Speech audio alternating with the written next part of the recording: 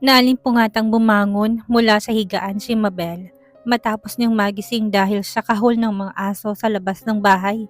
Nasundan niya ng pagbukas ng gate at kalabog ng pinto sa front door. Kaya naman, nagdesisyon siyang lumabas ng kwarto at bumaba. Sumalubong kay Mabel ang pagod na mukha ni Ernest. Suot nito ang yellow shirt na may tatak ng factory na kanyang pinagtatrabahuhan. Nilapag ng lalaki ang bitbit niya bag sa sofa at lumapit kay Mabel. Mabel, he called her. Sinubukan siyang yakapin ni Ernest pero sa kabutihang palad ay naiwasan niya to. Napasobra atang overtime mo, Ernest. Anong oras na? Sita niya dito. Naipit lang sa traffic. Ikaw naman, pasensya na. Pagdadahilan naman ng lalaki. Ano ang ulam? May adobo dyan sa mesa. Tinakpan ko lang. Kumain ka nang mahugasan ko yung plato mo. Matabang nitong utos at sa kabila ng masungit niyang asta, hindi naman nagkaroon ng violent reaction sa Ernest. Nang makapaghugas ng kamay, ay naupo na ito sa mesa at kumain. Tulog na ba si Paris? Tanong nito. Kanina pa, hindi ka na nga nahintay ng bata at tinulugan ka na. Natawa lamang ito. Our little girl must be very tired from school. More like tired of your broken promises, that's for sure. Mabel sat on the vacant chair in front of him. Alam mo ba kung ano nangyari kanina? Nung sinundo ko siya sa school, tinukso mismo yung bata sa harap ko ng mga kaklase niya. Bakit? Dahil hindi na naman sumipot ang daddy niya. Hindi mo na naman tinupad ang promise mo sa kanya. Ang sabi niya pa sa akin, oo nga't may daddy siya. Pero kailanman, hindi niya naramdaman na may daddy siya. Kita mo yan? Paano mapapalapit ang loob sa'yo ng bata kung ikaw mismong lumalayo sa kanya? Whenever you make promises to her, laging excuse yung trabaho mo. Wala ka nang inatupag kung hindi magtrabaho to the point na hindi mo namamalayang manhid ng puso ng anak mo. Mahabang sermon niya dito, and as much as possible, pinipigilan niyang huwag sumigaw sa pangambang baka magising ang bata. Biglang ibinaba ni Ernest ang hawak na kutsara at tinidor. Ano naman ang gusto mong gawin ko? Pabayaan ko ang trabaho ko? Anong ipapakain ko sa inyo? Hindi nga sapat yung kinikita mo sa online selling na yan. We have no choice, Mabel. Kailangan nating magsakripisyo para mabuhay tayong tatlo. Isa pa, ginagawa ko rin naman to para sa welfare ng bata Hindi pa ba sapat yun? Sa puntong ito, hindi na nakapagtimpi si Mabel at nahampas niyang mesa. Napatayo siya. You don't get my point, Ernest. Anak mo yung bata. Hindi mo ba kayang bigyan si Paris kahit na 1 minuto lang? Gusto mo bang lumaki ang bata nang walang amor sa'yo? Para saan pang paglantad mo bilang ama niya kung hindi mo naman ipaparamdam sa kanyang presensya ng isang magulang? Nawala ng kibo si Ernest at halatang nabigla ito sa inasta ni Mabel. She heaved a deep sigh, trying to calm herself. She didn't want to shout him in the face. Sadyang hindi lang niya nagustuhan ang pananalita nito. I told her we'll be taking her to the park on Friday after school. Siguro naman may bibigay mo sa anak natin ang maikling panahon na yon. Sad ni Belle at sa pagkakataong ito, kalmado niya nang kinausap ang lalaki. I'm not sure. Tugon ito dahilan para kumunot ang noo ni Belle. Nakiusap ulit yung boss ko na baka pwedeng ako mag-overtime ulit at naka-oo na ako. Hindi bale, susubukan ko magpaalam at baka mapapayag ko siyang pauwi ako ng maaga. Huwag mong subukan, Ernest. Gawin mo para sa anak mo. Bumawi ka bago pa mahuli ang lahat, sabi ni Belle bago nagpa siyang iwan sa Ernest at bumalik sa kanilang kwarto. Tumabi siya kay Paris na mahimbing na natutulog sa higaan. Sinubukan niyang ipikit ang mga mata pero mukhang malabo na siyang dalawin ng antok matapos ang kanilang pagtatalo ni Ernest. Namuang butil ng luha sa mga mata ni Mabel habang pinagmamasdan niyang anak niyang mistulong Anghel kumatulog. Awang-awa siya dito. Ano bang nagawa ng batang ito para masaktan ng ganito? Bakit kailangan nilang dumaan sa ganitong klase ng pagsubok na masikip pa sa butas ng karayom? Navi, wala sa sariling na ibulong niyang pangalan ng lalaking yun at sa isang katanungan nang biglang pumasok sa isip niya. Noong mga oras na yun, paano kung si Navi ang naging ama ni Paris? Marahil wala sila sa sitwasyong ito na kinailangan niyang pakisamahan si Ernest para lang masabing may kompletong pamilyang bata. Marahil, hindi na niya kailangan makipag-away dito para lang sa atensyong hinihingi ng kanyang anak dahil kusa itong maibibigay ni Navi, higit pa sa kanyang inaasahan. At kung nagkataong hindi nabuntis ni Navi ang walang hiyang siren, may chance pa sanang mahilot ang kanilang relasyon at magkabalikan sila. Wala siyang kailangang isakripisyo dahil kayang ibigay ni Navi ang pagmamahal ng isang ama't ng isang asawa. Bakit nga ba hindi na lang ikaw, Navi? Tanong niya sa isip at impit na humihikbi. Everybody wants happiness. Nobody wants pain. But you can't have a rainbow without a little rain. Anonymous. Choosing her wasn't an easy decision for Navi. Pero alang-alang siya magiging anak nila ni Siren, binuksan yung pinto ng kanyang puso upang muling papasukin ang dalaga. Bukod sa kanyang music career na napaka-busy dahil sa dami ng guestings and live shows, tinuon din ni Navi ang atensyon niya kay Siren na maglilimang buwan ng buntis. Sinisiguro niyang regular ang check-up ni Siren sa doktor at lagi ring may nakabantay na bodyguard sa tuwing lalabas sila. So far, maayos naman ang naging pagsasama nila. Ramdam niyang mahal na mahal siya ni Siren at gayon din ito sa batang nasa sinapupunan nito. Ngayon pa lang ay nakikita niyang magiging mabuting ina ito sa kanilang anak. Subalit iba yon sa nararamdaman niya para sa dalaga. Oh my gosh! Babae ang magiging anak ko? Yes, Miss Vergara. Sagot ng Obigaini. It's always been my dream to have my first baby girl. I'm so excited. Hindi mapugto ang ngiti ng labi ni Siren habang nakahiga kaharap ang doktor na sumusuri sa kanya. Are you excited too, babe?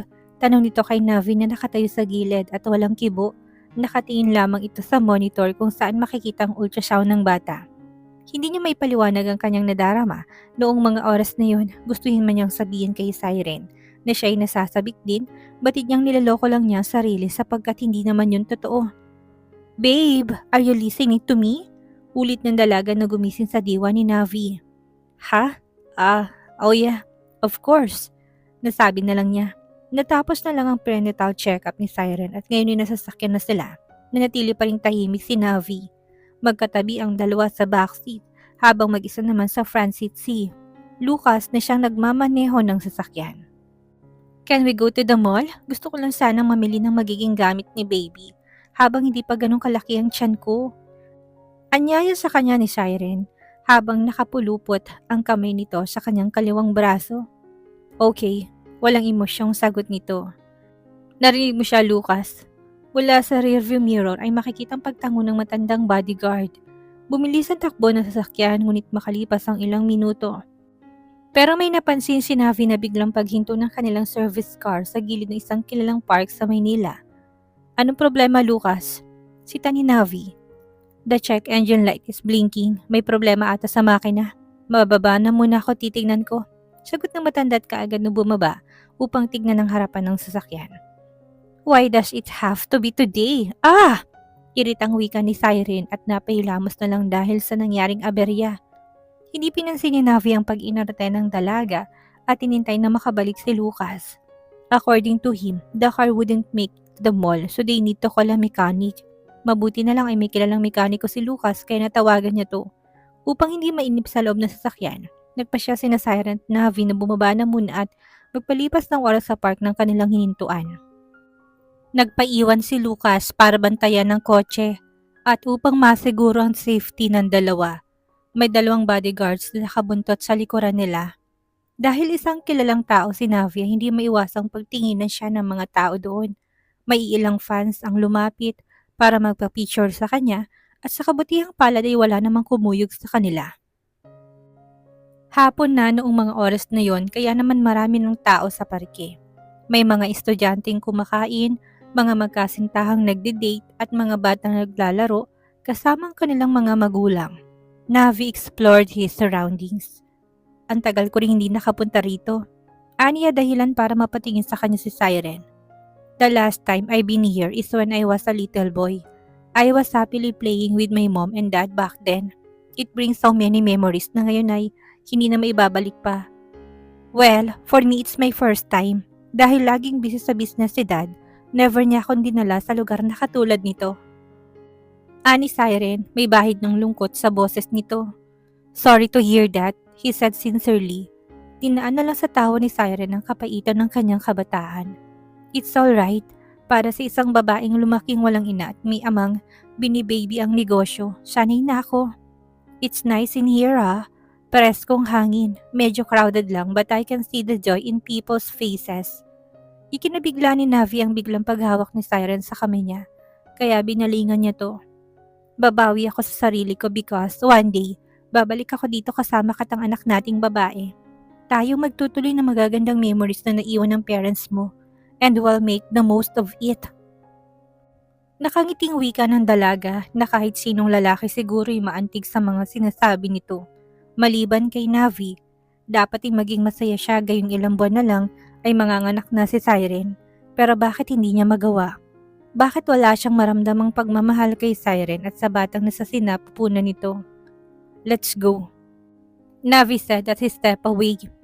Where are we going? Siren asked, but instead of answering her question, nagpatuloy lang siya sa paglalakad hanggang sa dalhin siya ng kanyang mga paa sa malaking playground kung saan maririnig ang hagik-hika ng mga batang naglalaro. Mommy, gusto ko pa pong mag-slide please. Naging alertong isip ni Navi nang marinig niyang pamilyar na boses ng isang batang babae. At sa hindi kalayuan ay natanaw niya ito kasama ang 2 taon na 4 na buwan din niyang hindi nakita. Sige na nga, tugon ng nanay. Yay! Kinuha ng batang kamay ng lalaking itago natin sa pangalang Ernest. Daddy, samahan mo po akong mag-slide. Nagpunta ang dalawa sa pulang kiddie slide na pakurba.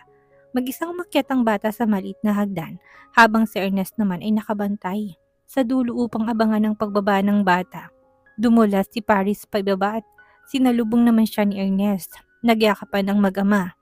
Pain struck his heart upon seeing that. How come they were having fun after everything that happened? On the other hand, he was forced to live with the woman he got pregnant. And after she gave birth to their child, he had no choice but to marry her. Navi, Siren called him from behind, tapping his shoulder. Hindi siya nag-react sa ginawang yun ni Siren dahil nakafocus lang siya sa kanya nakikita.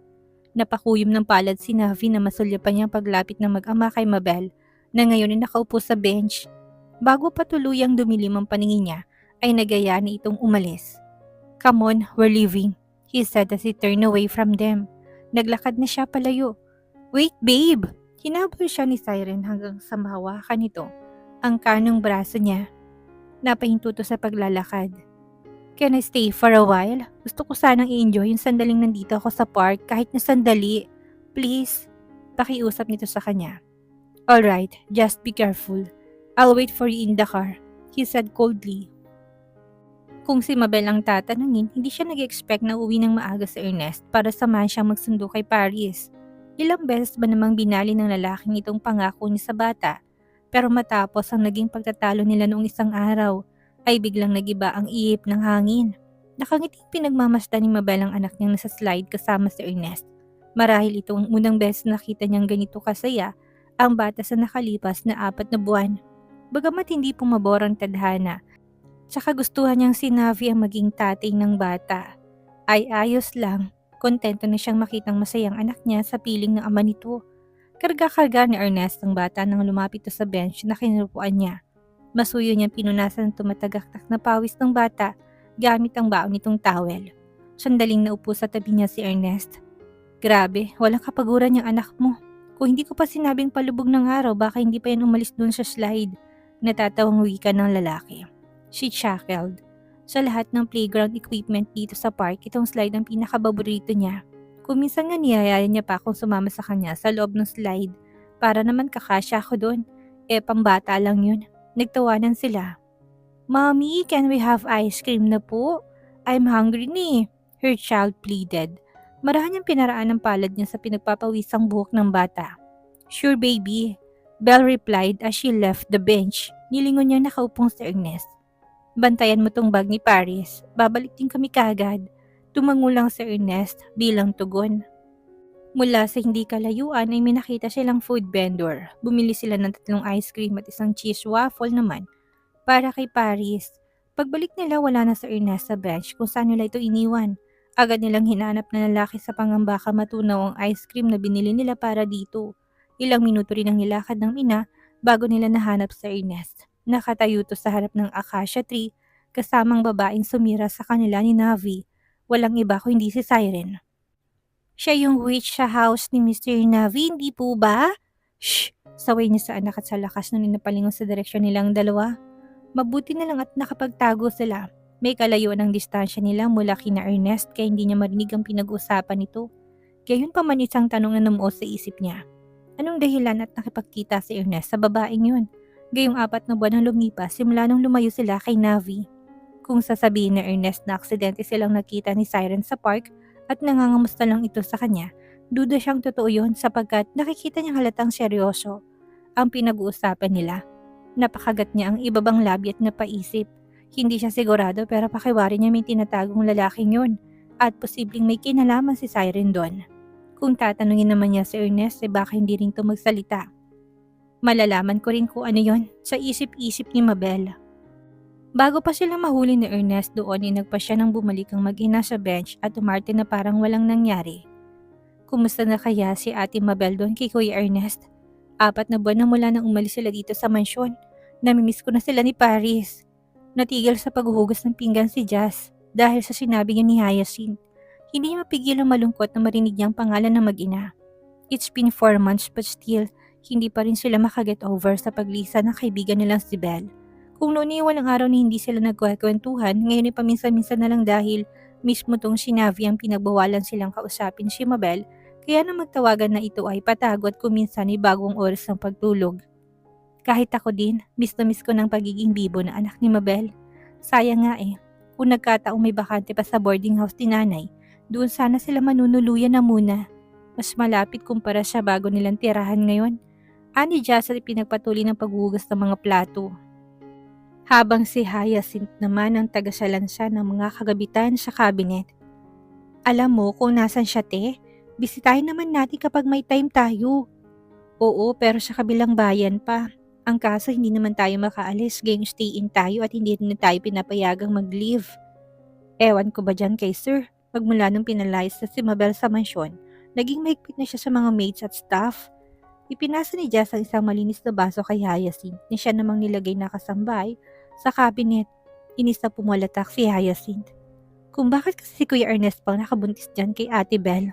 If ever na si Sir Navi ang tati ng bata, baka sakaling nahilot pang relasyon nila. Hindi magkakandaleche-lecheng lahat. Himutok ng maid. Tumpak. Idagdag mo pang nabuntis ni Saranggagang lukaret na si Siren. Ewan ko lang kung may mangyari pang comeback kay na Sir at Mabel. Siyang ayon ni Jazz at pinatay na ang gripo.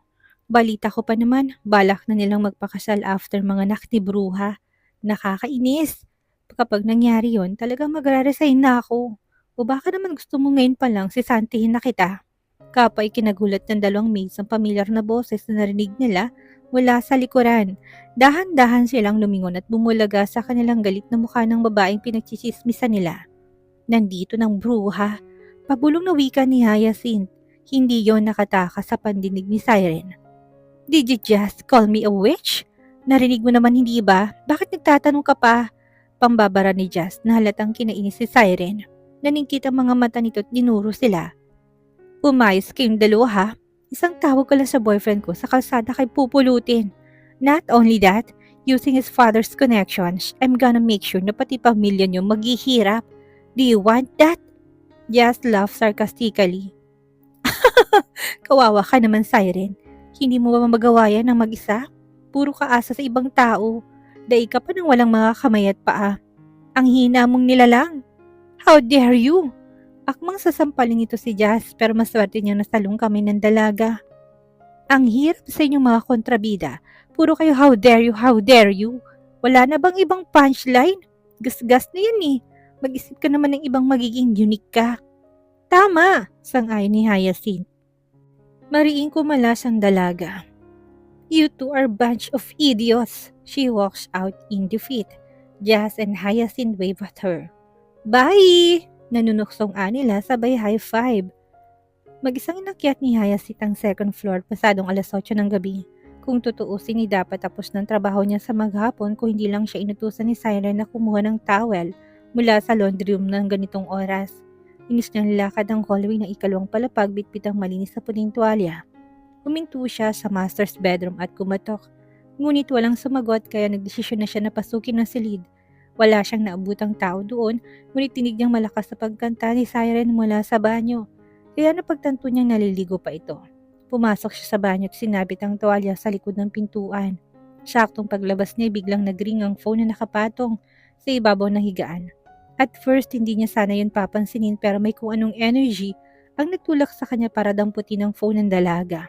Isang text message mula sa unregistered number ang nag-pop up sa lock screen nito dahil notification lang yun at hindi niya mabasa ng buong mensahe. Gayunpaman, sapat ng ilang salitang nakadisplay doon para siya'y makaramdam ng kilabot. Isang pangalan ang unang sumagi sa isip ni Hyacinth. Si Navi. Kailangan malaman ni Navi ang tungkol sa kalokohan ng babaeng to. Bago pa mahuli ang lahat, maingat ibinalik ni Hyacinth ang phone sa original nitong pwesto at dali-daling lumabas ng kwarto. Hinanap niya si Navi pero wala ito sa loob kaya naisipan niya na lumabas ng mansyon hanggang sa makarating siya sa gazebo. At doon naabutan niyang kanyang among nakikipagkwentuhan kay Lucas. Sir Navi, she called his attention. Hingal na hingal siyang huminto sa harap ng mga to. Hyacinth, why are you here? What is wrong? Nagtatakang wika ni Navi, kinakapos man ang hininga at pinilit itong magsalita. Sir, may kailangan kayo malaman tungkol kay Siren. Madaling araw ng Martes na magising mula sa mahimbing na pagkakatulog si Mabel. Ramdam niya may kumakalabit sa kanya, kaya dahan-dahan niyang minulat ang mga mata. Ang una niya nasilayan na yung kanyang anak na umiiyak. Nakahiga ito sa tabi niya. Pulang-pula at basa ng pawis. Baby, bakit? Anong nararamdaman mo?